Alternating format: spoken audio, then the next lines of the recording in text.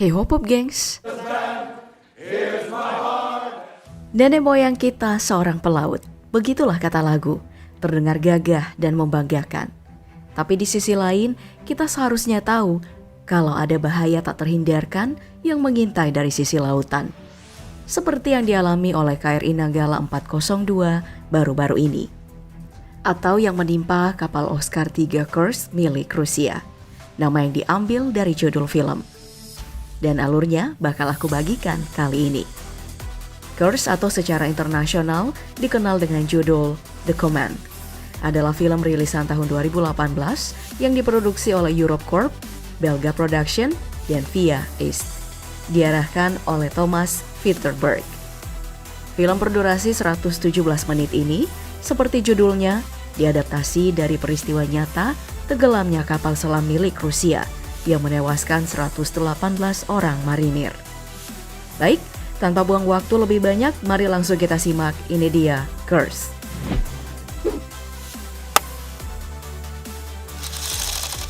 Averin adalah keluarga harmonis yang tinggal di sebuah rumah susun dalam kota kecil bernama Murmansk. Ada Mikhail sang suami yang diperankan oleh Matthias Sunars, Tanya sang istri yang diperankan oleh Lia Seydoux, dan anak mereka Misha yang diperankan Artemy Spiridonov. Awal film dibuka dengan adegan di mana Misha sedang latihan menahan nafas dalam kolam karena punya cita-cita ingin bekerja seperti ayahnya. Misha punya impian semacam itu karena belum paham soal kepahitan dan resiko dari pekerjaan sang ayah sebagai kru Oscar Kursk, armada kapal selam raksasa milik Angkatan Laut Rusia. Ya, untuk ukuran marinir berpangkat Kapten Letnan, gaji Mikhail jauh dari kata cukup. Katanya sih karena ada pemotongan anggaran untuk ongkos perang dingin. Nah, kepedihan hidup semacam itu bikin Mikhail dan beberapa krunya, Anton dan Oleg, harus menjual jam selam masing-masing untuk membiayai pesta pernikahan rekan mereka, yaitu Pavel. Solidaritas semacam inilah yang bikin para marinir tetap bertahan, meski hidup mereka jauh dari kata sejahtera. Bahkan bisa dibilang bertaruh nyawa. Setiap momen dengan keluarga bisa menjadi saat terakhir kebersamaan mereka. Mungkin itu alasannya kali ya, mereka ini sampai bela-belain bantu temen buat nikah, terus adain pesta bersama.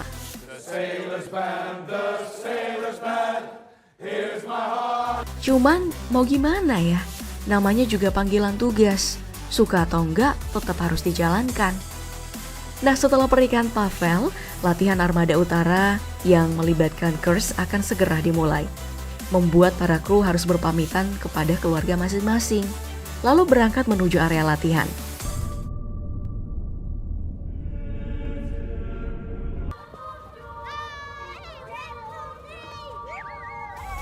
Di mana armada lain telah menunggu mereka. Namun, dalam perjalanan menuju lokasi ada masalah yang terjadi. Pavel yang bertugas di ruang persenjataan menemukan bahwa suhu torpedo latihan yang mereka bawa terus meningkat dengan cepat. Para kru di ruang senjata panik dan mendesaknya untuk melaporkan hal itu ke markas utama. Tapi, saat Pavel melapor dan meminta torpedo latihan ditembakkan lebih awal demi menghindari ledakan internal, markas utama malah menolak permintaannya. Lalu, memerintahkan Pavel dan anak buahnya untuk menunggu. Karena menurut mereka suhu torpedo yang dilaporkan masih masuk batas wajar dan kapal Kursk belum memasuki zona latihan. Nah, dari situlah awal dari semua bencana. Gak lama setelah kontak dengan markas utama, suhu torpedo terus naik hingga melalui ambang batas dan akhirnya meledak.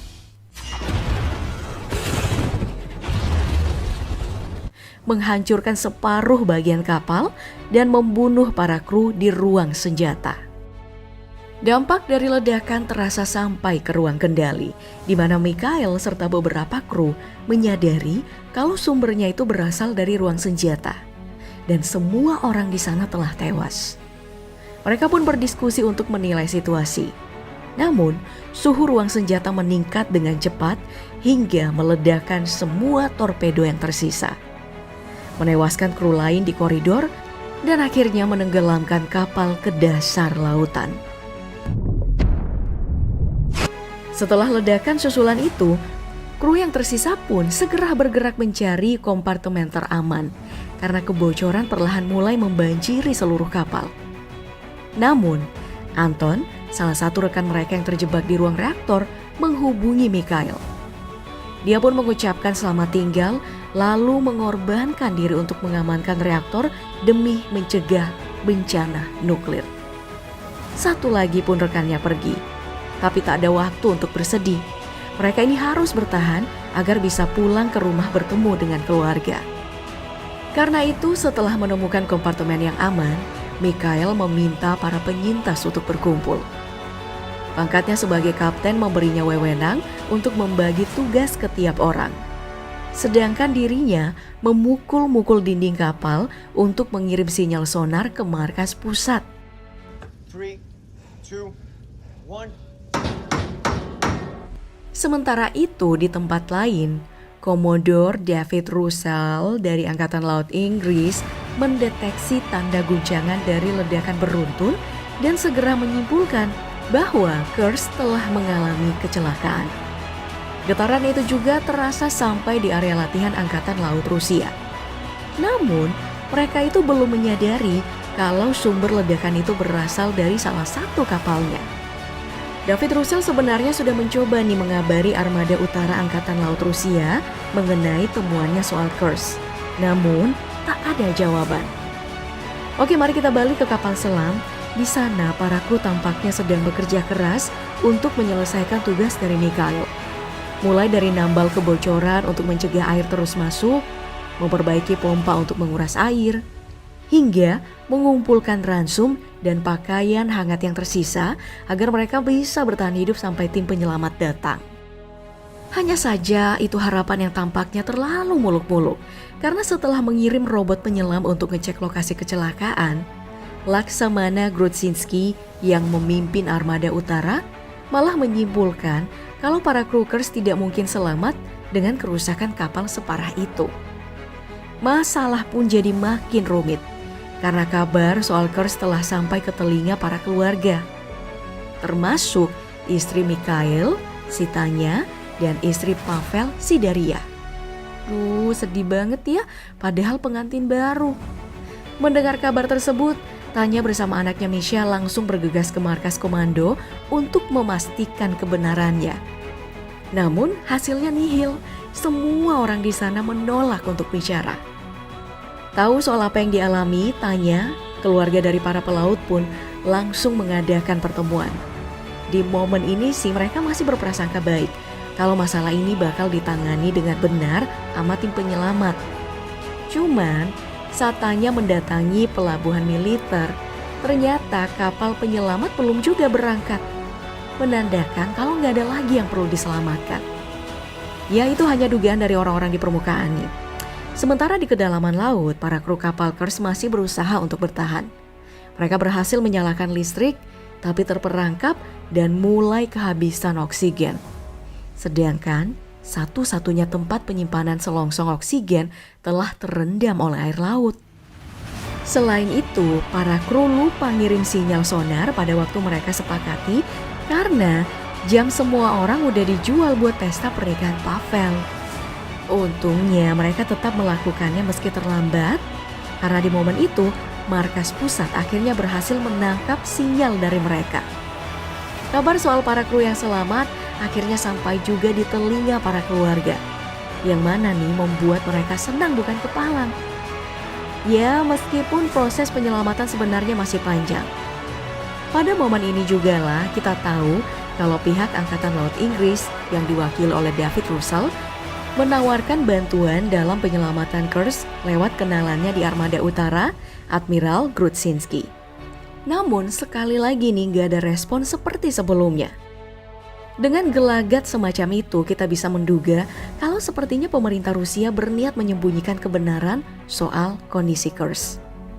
Hal tersebut terbukti saat konferensi pers di mana para keluarga harus menelan kekecewaan nih karena petinggi militer sama sekali tidak membuka informasi penting tentang kondisi dari para kru. Itu pun membuat konferensi pers berakhir dengan tegang. Nah, yang menegangkan bukan cuma suasana di konferensi. Keadaan para kru di kapal juga gak kalah tegangnya. Soalnya persediaan oksigen hampir habis. Jadi, Mikhail dan salah satu kru harus menyelami kompartemen yang telah terendam untuk mendapatkan selongsong oksigen. Mereka berhasil mendapatkannya. Namun, ironisnya, kru yang menemani Mikhail malah hampir mati kehabisan oksigen saat mereka berusaha pulang ke kompartemen. Beruntung nih, kru bernama Sacha itu berhasil diselamatkan. Untuk beberapa saat ke depan kita bisa bilang kalau urusan oksigen para kru di kapal udah aman. Nah yang gak aman malah tim penyelamatnya nih. Jadi gini ceritanya, setelah menerima sinyal ketukan dari para kru yang terperangkap di lambung kapal selam penyelamat segera dikerahkan. Mikhail dan para kru lain seneng dong pas tahu kalau tim penyelamat ada di atas mereka. Cuman karena kapal selam tim penyelamat udah tua dan gak terawat, jadinya gagal mulu buat nyegel katupnya Kursk. Terus baterai kapalnya cepet habis, jadi mesti balik dulu buat isi ulang baterai sampai 12 jam. Sontak para kru Kursk kecewa karena suara dari kapal penyelam tiba-tiba menjauh. Orang-orang di permukaan sih mikirnya asal diisi ulang dan dimodif dikit, kapal penyelam ini bakal berhasil menjalankan misi. Tapi setelah percobaan kedua ternyata tetap gagal. Ini nih bikin para kru kapal Kursk harus menelan kecewa untuk kedua kalinya. Tanpa tahu sedikit pun alasan dari gagalnya misi penyelamatan. Mereka nggak tahu kalau di permukaan atasan mereka di armada utara si Admiral Grudzinski itu nggak kalah kecewa. Karena setelah sadar kalau kapal yang mereka gunakan untuk penyelamatan cuman rongsokan gak guna. Tawaran bantuan dari pemerintah Inggris yang akhirnya dia terima ternyata malah ditolak sama petinggi di pusat. Alasannya ya gengsi dong karena gak mau dibantu sama pihak luar. Nah, jadilah para kru yang terjebak di kapal Kursk hanya bisa menunggu kedinginan sambil berusaha tetap sadar dan menjaga kewarasan. Hanya aja nih gak semua orang berhasil dalam usaha itu. Salah satu kru bernama Maxim tampaknya mulai hilang akal dan ingin membuka katup karena udah mulai stres berada di dalam kapal. Untung Mikhail berhasil menghentikannya dan kembali menutup katup sebelum air menenggelamkan semua orang. Baik, mari kita kembali ke permukaan. Di kubu tim penyelamat Angkatan Laut Rusia, tampaknya situasi makin memanas. Karena Admiral Grudzinski belum menyerah untuk meyakinkan para petinggi agar menerima bantuan dari pihak Inggris. Yes, sir. Those young men knew what they were signing up for when they joined the Navy, but did their wives? Usulan itu sekali lagi ditolak oleh para petinggi. Lalu kerusuhan pun terjadi saat konferensi pers. Karena para keluarga tidak terima dengan tindakan pihak militer yang terkesan menutup-nutupi perkembangan kabar dari upaya penyelamatan. A fool either. None of us are. Grudzinski hanya bisa tertegun melihat kericuhan dari layar TV. Karena merasa sudah kehabisan pilihan. Dia pun segera menghubungi David agar segera mengirim bantuan yang ditawarkan. Mengabaikan instruksi dari para petinggi yang menolak bantuan dari Inggris. Sayangnya upaya itu tidak berjalan mulus karena para petinggi tahu soal tindakan Grudzinski dan mengirim utusan untuk mengambil alih misi penyelamatan. Pihak Angkatan Laut Inggris yang sudah berada di perjalanan ditahan oleh pihak Rusia hingga ada keputusan lebih lanjut dari pusat. Tindakan pemerintah Rusia yang senewen itu pada akhirnya hanya membuang lebih banyak waktu. Padahal nih oksigen di kapal Kursk semakin menipis dan permukaan air semakin tinggi. Ini yang membuat para kru mulai kehilangan harapan. Nah, pada momen putus asa itu, Mikhail mulai nulis surat perpisahan untuk keluarganya. Dengan harapan itu dapat jadi kenangan bagi putranya Misha. Pada titik ini jalan cerita makin nyebelin. Karena di saat kita ngeliat derita para kru yang menantikan penyelamatan, secara bersamaan kita dipaksa menyaksikan kepongahan petinggi militer Rusia yang terus ngulur waktu untuk menerima bantuan dari pihak Inggris. Geblek gak sih? Padahal udah tahu ya perlengkapan yang mereka punya itu udah ketinggalan zaman. Tapi tetap ngotot buat lanjutin misi pakai kapal butut yang sebelumnya berkali-kali udah gagal. ya hasilnya bakal ketebak lah. Mereka gagal lagi karena kapal penyelamat keburu lowbat sebelum berhasil buka katup di kapal Kursk. Nah, para kru Kursk yang dengar kedatangan kapal penyelamat udah menduga hasilnya bakal gimana. Jadi mereka tuh gak excited lagi buat mukul-mukul dinding sebagai sinyal seperti sebelumnya. Cuman si Oleg ini belum nyerah. Dia membangunkan semua kru untuk menikmati sarapan, lalu menghibur mereka dengan jokes garing soal beruang kutub. Hal tersebut berhasil mengembalikan semangat para kru. Sayangnya nih, saat kegembiraan mulai hadir di tengah situasi yang depresif itu, seorang kru bernama Leo secara tidak sengaja menjatuhkan selongsong oksigen ke dalam air. Hal itu menyebabkan ledakan dan menghabiskan oksigen yang tersisa. Ledakan itu yang menewaskan separuh kru dan hanya menyisakan beberapa orang, termasuk Mikhail.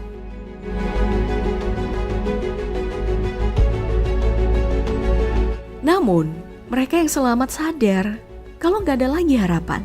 Karena persediaan oksigen hanya cukup untuk beberapa menit dan permukaan air udah semakin tinggi.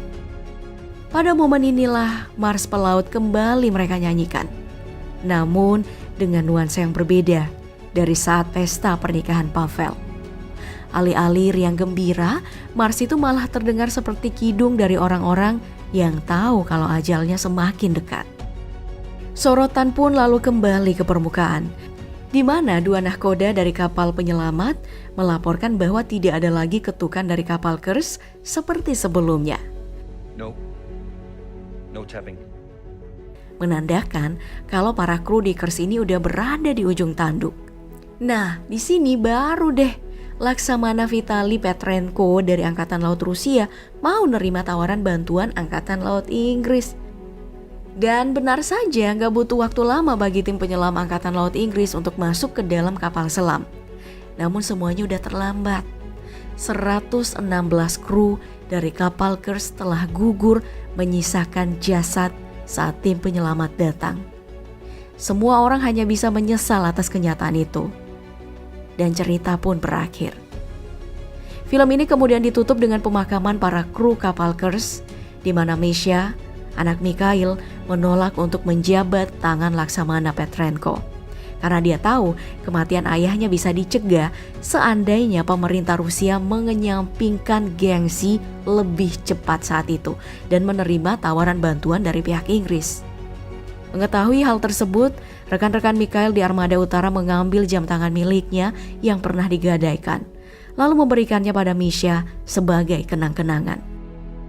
Duh, sedih banget ya, sumpah. Aku jadi mikir mungkin ini kali ya yang dirasain sama para keluarga dari kru KRI Nanggala. Kita kirim doa yuk untuk para korban dan semoga keluarga yang ditinggalkan diberi ketabahan. Nah, untuk kesimpulan aku kurang tahu ya apakah Kursk dan KRI Nanggala punya konteks yang sama. Tapi dari nonton film ini aku mikir kalau mungkin misi penyelamatan apapun bisa berjalan lebih lancar. Bisa nyelamatin lebih banyak nyawa, asalkan gak ada birokrasi belibet yang sering banget ngabisin waktu cuman buat nunggu keputusan dari atas. Belum lagi nih resiko kalau keputusan itu gak bakalan objektif karena sentimen atau gengsi politik. Ya seringkali gak rasional dan jauh dari kata berempati. Tapi ya udahlah ya, apalah aku ini yang cuman ampas bumbu mie instan di dasar piring. Hiks, bye.